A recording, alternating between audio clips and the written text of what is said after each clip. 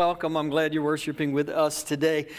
So today's message is kind of part B to last week's message. If you missed last week's message, you can find it on our YouTube channel, Welcome to Journey. Go to YouTube, look for Welcome to Journey.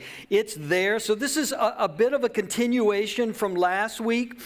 We were building on a Psalm 127. And this was written by Solomon. Solomon is writing specifically to parents. He's not trying to leave single people out. He's not trying to leave married people without kids out. It's not that. It's just in this moment, he was making a specific comment to parents. And here's the comment. If you were here last week, you'll recognize it. Psalm 127, verse 3, beginning in verse 3. Children are a heritage from the Lord, offspring a reward from him. Like arrows in the hands of a warrior are children born into one's youth. Blessed is the person whose quiver is full of them. And we said what Solomon is trying to convey to parents is to view their kids as gifts from him.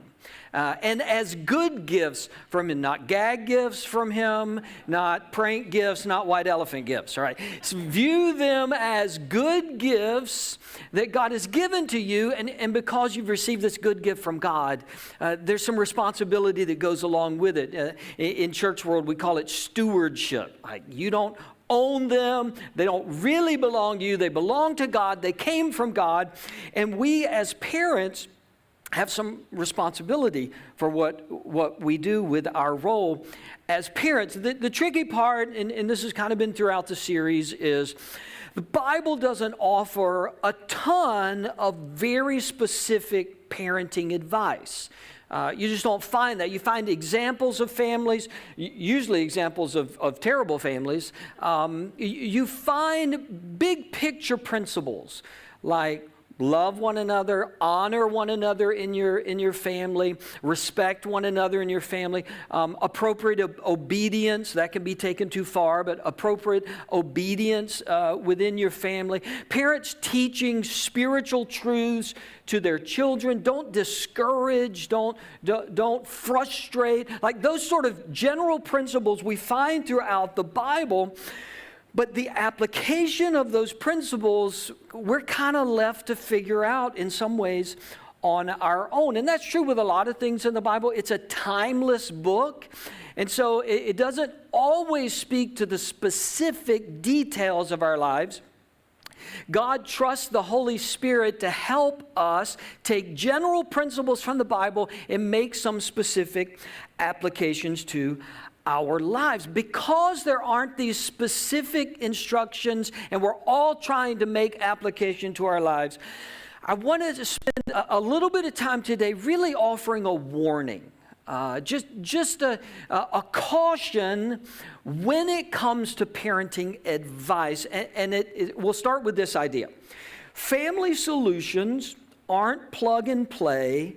They aren't a family. They aren't a formula. Family solutions aren't plug and play. They aren't a formula. Your family is unique, right? In all its facets, you have some similarities to other families, but there are just certain aspects about your family just not exactly like anybody else's family that you know. You're going to encounter some things with your kids. They're very specific to your family. And in church and in parenting world, we have to account for the fact that I can't just lift what worked for one family and drop it into my family. I can't just take three principles that I heard over here and apply that without any consideration of the uniqueness of our family dynamics and our family relationships. I offer this warning specifically to us in Christian subculture community because we're some of the worst ones about this. If you've been in church, you've been in Christian community subculture kind of for 20 or 30 years or more, as I have, you have seen certain programs, certain formulas a new book by a new Christian author, a new 12-week video series, a new parenting conference that gets rolled out, fairly consistency in Christian community subculture world, and there can be a tendency in Christian community world to rush toward this new shiny thing that's finally figured out how to parent. After thousands of years, this person finally figured it out, and we adopt it, and we implement it, and we don't account for any nuances in our family. And not only do we adopt it, we tell everybody in our church, all of our friends, you've got to do what this book says. This will solve all of your family problems. This is the only way to parent. But what we often get in those, and I'm not going to be critical of those this whole time, just a little bit more. What we often get in those is a nod toward the Bible and then 200 pages of somebody's opinion. Now, it may be a good opinion. It may be a valid opinion. It may be something that actually worked for them. But at the end of the day, it's a really good opinion by somebody like me who's trying to figure everything out, just like you. And sometimes we get a formula from somebody who totally wrecked their family, like they made a huge mess, and on the back end of their huge mess, they go, now I know what I should have done, take parenting advice from me. Don't take parenting advice from that person, all right? Don't do it. We get these packaged formulas, and we're constantly told, and I'm talking about us, I'm talking about Christian world, and we're constantly told, you got to be doing this. This is the only way. This is God's way to do it. You got to implement that. And listen, those can be helpful, but very often we get on the backside of that. We get 10 years down the road, and suddenly we go, oh, not everything about that was great. Like there was a shadow side to that idea that nobody noticed. If you have spent any time watching the documentary Shiny Happy People, you know what I'm talking about. The Duggars were fascinating. The Bill Gothard seminars were interesting. Thousands of Christians flocked to this form of parenting, and now we look back on it and we go, boy, there was a dark side to some of that. Like, some of that wasn't healthy at all. I mean, who knew that we probably shouldn't take parenting and marriage advice from a man who had never been married and never had kids? Like, who saw that coming? No, apparently thousands of Christians never saw it coming. A man who'd never been married and never had kids, giving out Christian advice, and churches taking busloads of their people to hear from this person. This is just one example. It's just one example that we have to be careful. Now, I'm not saying there isn't benefit from these things. There are benefits. You can learn things. You can pick up practices. You can question things about yourself that might help you and might improve you. I'm saying as your friend, I'm warning you, especially if you're a new parent, just be objective.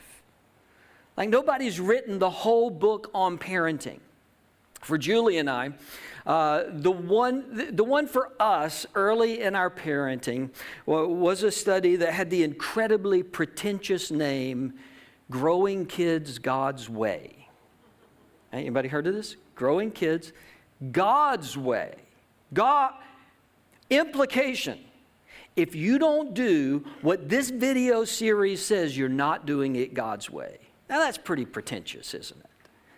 Now, we learned a lot from this video series. We implemented a lot of what we learned. There was a lot of really valid, good, even biblical ideas in this particular study. We led a group of couples through several of these, friends of ours. We kind of grew up with this. But there were parts of the series that we were able to go, yeah, I don't know about that. Yeah, that seems odd. Well, I don't agree with that. Like there were whole sections of this study that we would never recommend to another parent. We would never recommend to anybody else. This is all I'm saying to you, especially the newer parents. Learn from, grow from. pick up pieces from, but be objective in what you allow to shape your parent, because your family is unique. Now, other extreme, I'm not giving you permission just to do whatever you want, okay? I'm not giving you permission to say, well, I'm the only one who knows what's right for my kids. I'm not going to listen to anybody else. I'm not going to read anybody's book. I don't need anybody's input. I'm just going to do it my way. Well, that's the other extreme, and you're going to make a bunch of mistakes on that extreme as well. Don't be resistant to information that could help you grow as a parent. Just be objective about what is God's word and what is a person's word. Right? Just because something worked in my parenting doesn't mean it's a command for you in your parenting. Just because something worked in a friend's parenting, it doesn't mean the Bible commands you to do the exact same thing. Be open to learning. Be open to growing. Be careful absorbing formulas. Okay, why do we do that? Why do we gravitate toward formulas? I think there's a lot of different reasons, and I'm not going to cover all of those in Christian subculture. Some of it is we just don't want to be left out. That happens sometimes. Everybody's reading this book. I need to read this book. Everybody's talking about this speaker. I need to find out about that speaker. Everybody's going to that conference. I need to go to that There can be, and we have to be careful, because there's wonderful information that comes out of Christian community.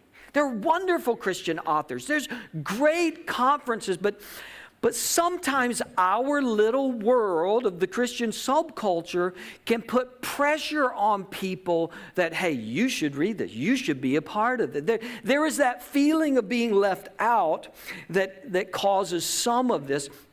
Some of it, I'm convinced, is just the pressure of parenting. Just the pressure. 99% of parents everywhere want their kids to be happy and healthy and in a good place. Like, that's what we're all striving for. We want our kids to be healthy and whole and secure. Okay, Christian parents, the parents who, all of you who are here, you have a desire that your kid is going to follow the Lord. One day. They're going to pursue Jesus. Maybe they won't be a missionary. Maybe they won't be a pastor. Not that, but wherever they go in the world, that they are committed to Jesus, that they raise a family that's committed to Jesus. Like, you want good things for your family. At the same time, you don't want to be the reason your kid goes to therapy later on, right? Just side note, you are going to be one of the reasons your kid goes to therapy later on. Let me just solve that for you. One day your kid will sit and talk about you with a counselor. Okay. It's just going to happen. It's just going to happen. It needs to happen, right? All of us kind of need to work through some things. That's okay. But none of us, we have this fear of failure. Totally understandable. Totally natural, because we love our kid and we don't want to mess our kid up. That pressure that we feel causes us to look around for anybody who has an answer, especially when we're walking through difficult times with our kids. Right? If you found a formula, I want it. If I can take 3 steps and get a perfect kid, I'm taking those 3 steps. There is that pressure, and it's out of a good place. We love our kids. We want our kids to be healthy. We want the best for our kids, but that makes us susceptible to anyone who steps in and says, I have solved the kid problem. Just do it this way. It makes us very susceptible to that. Now, again, I'm not saying reject all advice. I'm not saying reject all books and all conferences, right? So some people's kids, like, you need to go to a conference. You need some system. Your kid's out of control. Like, you need a system. You need to do something. That's the other extreme. The parent who says, well, I'm never going to correct my kid. I'm not going to discipline my kid. No, please have some sort of system for your kid. All I'm saying is be objective about where your information come from? Now, here's the bigger problem, speaking spiritually, to me, when it comes to formulas and books and conferences and us grabbing on so easily to the latest thing. Here's the bigger problem. We look for formulas because we don't want to live by faith and do the work of faith. We look for formulas because in the hard steps with your kid, and all of us have them, as parents, all of us have those tricky decisions, those tough choices, those what are they thinking moments, right? We all have the hormonal phase. We have the bad attitude phase. We have the are they telling me the truth phase. Like if you never wondered whether your kid was telling you the truth, you should come teach this, right? Because we all go through phases of are they telling me the truth? Are they... Right? And in those, we want it fixed. I want to do the 8 steps. I want to do the 5 things. I want to read the 2 books and go to the 4 conferences to fix it. Well, maybe what God is trying to do is to draw the parent to trust Him more. Maybe God's not just trying to do something in the kid's life. Maybe God's trying to do something in your life. As the parent, that you would trust God more, that you would pursue God more, that you would draw closer to God, that your prayer life would go up. I know that's a joke, right? I know it's a joke to say parenting increases our prayer life. Does it? I mean, do we? I know we say that. I know we joke that. I know we say, I need to pray for my kid more. Do you? Part of those difficult times, God's not trying to give you a formula. God's trying to draw you to Himself, mom and dad. That you're supposed to be growing. That you're supposed to be trusting God more. The parenting should be a journey of faith and not a series of formulas. That's what I'm saying. This is a journey of faith. It's not finding the magic formula that fixes my kid. It's God, I need your wisdom. I've read the books. I went to the conferences. Some of it worked. Some of it's not working. God, I need to hear from you.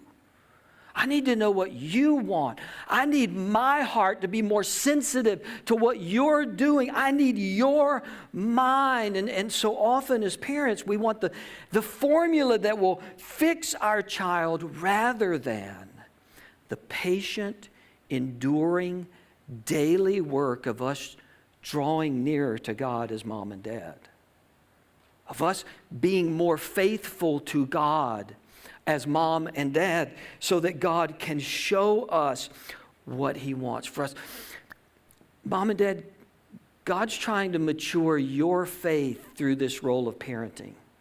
As much as He's trying to teach your kids something, as much as He's trying to help you raise a kid, He's trying to grow your faith. Draw you closer to Him. Help you trust Him. I'll say it this way.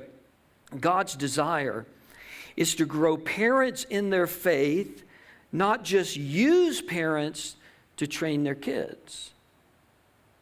He's trying to do something in you. He's trying to grow your faith. And yes, a part of that archer analogy that Solomon used, you're preparing your child, you're parenting your child so that they will launch out into the world in the right direction, right trajectory, going toward the right targets. You have a role of parenting and correcting and teaching your child, but while that's happening, God's doing something in you. And as parents, we often want to bypass what God's doing in me and get Him to fix our kid.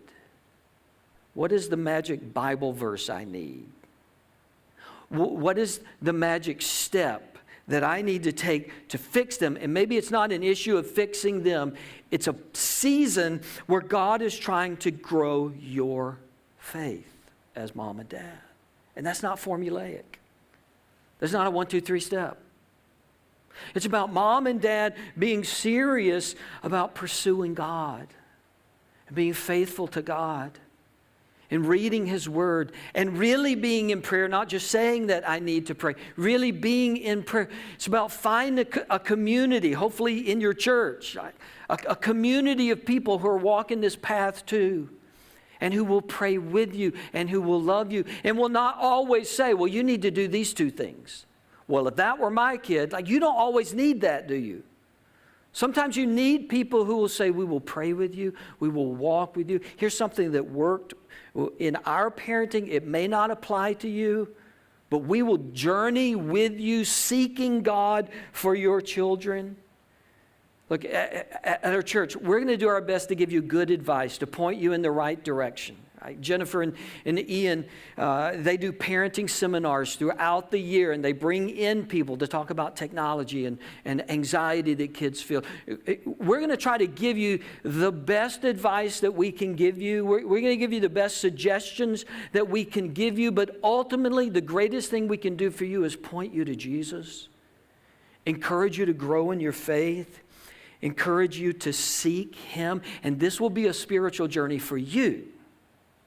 Not just a shaping of your child, but a growth in you.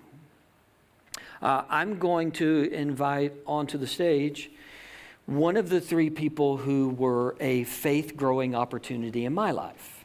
My middle child, Lily, is going to join me. I've got some pictures just as she's coming. I've got some pictures of little Lily. Oh, that was little Lily. Now, so cute. Little Lily was a handful. She was. See, we thought our first child was wild until we had our second child.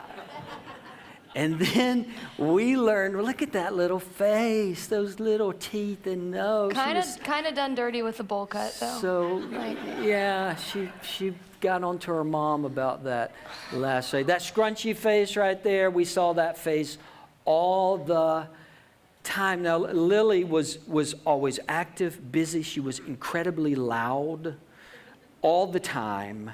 She laughed loud. She talked loud. Everything, she wore us out.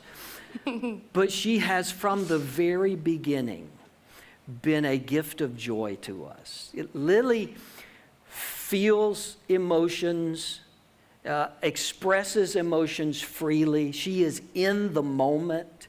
Like, she sucks up all the joy of whatever moment she is in, and she's taught us to do that as well. She has been a good gift, not a gag gift, to I didn't know you were our gonna say family. that. And so her mother actually had this idea that Lily and I would just take a moment, not holding our family up as better than anybody else's, but it's our family, and just kind of tell you some of what life was like in our family and what she experienced as a child in our family that might be helpful today. How we doing? Thank you for the coffee. You're welcome. In my You're Mickey welcome. mug. I stole it from the band, so you can thank them. It was delicious. Yes, thank you. Just the way I like it. So growing up, and Lily was born in this area. We came to this general area in 1999, Conyers, Covington, and Lily was born at DeKalb Medical, what used to be known as DeKalb Medical. She was almost born on I-285 I was ready. because she was in a hurry. I was ready to come. We got to the hospital 45 minutes later, she was in the world. Yeah, So that was fun for her mom. that was fun. Yeah, You're welcome, yeah. wherever she is. Lil, what was growing up in our home like? What's the good, the bad, the ugly, what was life like for you as a kid? Yeah, large question, but I'll try to answer it well. I think, there was so much fun in our household. I guess I'll start with my sisters. So I have an older and a younger, so I'm the middle, which just makes sense if you know me. But I remember growing up, and we weren't always the closest. Like, there were these times where I would be so mad at them, or we'd be playing dress up, and they weren't listening to me.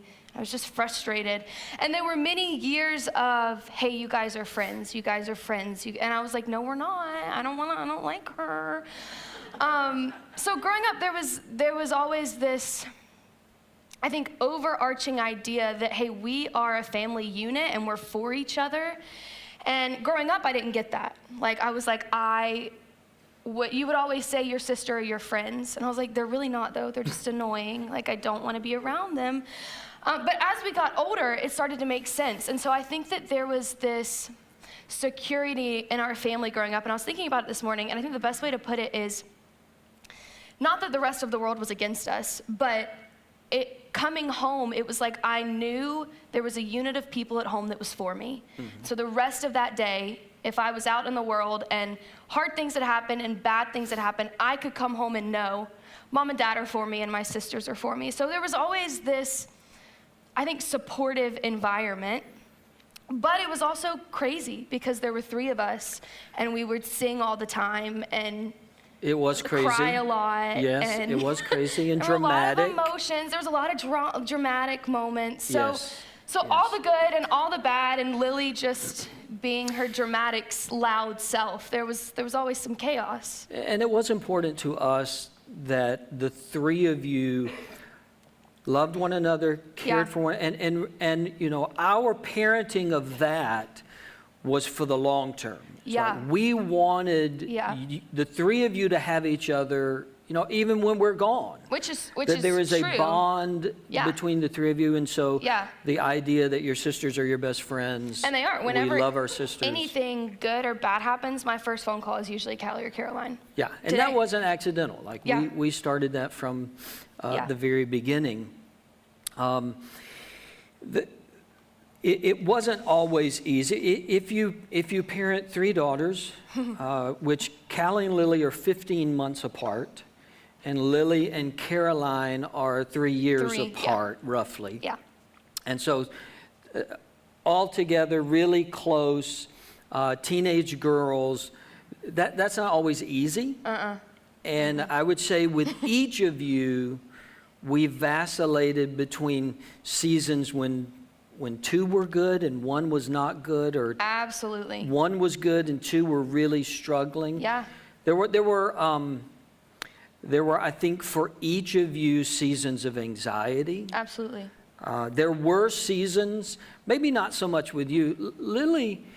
Lily's personality is, if she's done something wrong, she's just going to tell you. It's like she has such a guilty conscience, which parents love guilty consciences, whether we should or not. But she was just going to come out with it. Her other 2 sisters are a little more secretive with those things. But, you know, as I mentioned earlier, there were times where we wondered, are we getting the truth? God, we don't know if we're getting the truth. You know, what's on the other side of that door? And so it wasn't always like a perfect environment. We trusted the Lord. We prayed. We had a lot of conversations. That was something about us. We talk about things. Yeah, and I think that some points we have here, it would be easy to come up here and be like, it was great. Like, you guys did everything perfect. And obviously, fantastic parents. They were amazing. Still amazing. But it would be unfair to not say, yeah, there were seasons, I'm not going to air their dirty laundry, but like there were seasons where all of us really struggled. And there were seasons where we struggled with y'all. I was thinking about it this morning. I remember my senior year, there was the first couple months, there was this tension between me and mom of like, I'm an adult and I can do what I want. And mom's like, whoa, whoa, whoa, you're still under my roof. Yeah. And so there were always these seasons of, like you said, one of us was good and the other was struggling. And so I think it's easy as 24, 23, and 21, which is what we all are now, to forget how hard middle school was and to forget how there were seasons of like, is she lying? Is she telling the truth? Like, what's going on? Yeah. And I don't know. I think it's, there were just difficult seasons. And I think for parents here this morning, recognizing that maybe some of the things you're experiencing, they're not that unusual. Yeah. They're not that, it's the first time you've walked through it with a child or the second child or the third child or whatever, that not knowing that we're working without a net here and it's a really long fall. I mean, that's part of the pressure, especially when your kids get into the teenage years, is because you know bad decisions, the consequences just steadily rise the older they get. Like at 2, the consequences of disobedience or making a bad decision is not that great, at 17 you realize there's a lot of choices they could make that could really impact their future. And so you feel that pressure. We all feel that pressure. We felt that pressure with our girls. Yeah, and I think, kind of going on the other thing, something you talked about this morning that I really wanted to hit on was there's so many people who have asked me, and I think it's different because we grew up preachers' kids. Like, I've never known a time when I wasn't in the church.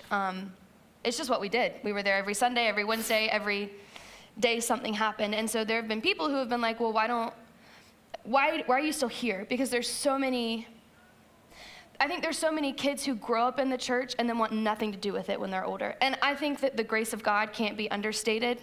Right. And at the end of the day, you parents can do everything correctly, but the Lord is in control. And so I don't know why the Lord chose to save me. I don't know why the Lord chose to forgive me and lead me in his way. But I think something that was so important was you and Mom talked about these biblical things, but then you lived it out.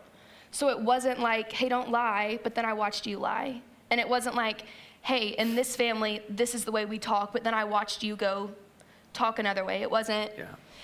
I think our kids, which Ian and I work with youth, and it's our favorite thing ever, and we're with them every week, and they're so smart. Like, sometimes they tell me things, and I'm like, I think you're smarter than me, but I'm not gonna tell you. And they know, they know when we say one thing and live another way. And I think the biggest, had you and Mom said, don't do this, and then lived another way, I would have been like, well, if you don't believe it enough to live it out, why would I do it? Like, you're the person I trust the most in my life, you know? Yeah. So I think that was just a huge thing. And I think church and routine was very much a part of our family. But I mean, we didn't go home and have like 2-hour Bible study every night either. No, we didn't do that either. We didn't all sit down and do a Bible study for 2 hours every day. It was more part of our everyday conversations. Yeah. We did pray with you as you were little and as you were coming up. You know, we did some kids devotions and we did some scripture. You know, we did some of that along the way. Yeah. But it was never, you're the preacher's kid and you've got to know all of this stuff. We're going to memorize Leviticus right now. It was yeah. Yeah. It was we love the Lord and we want you to love the Lord. Yes, and I went to listening to a sermon months and months and months ago, and he was... By me? Yeah. Oh.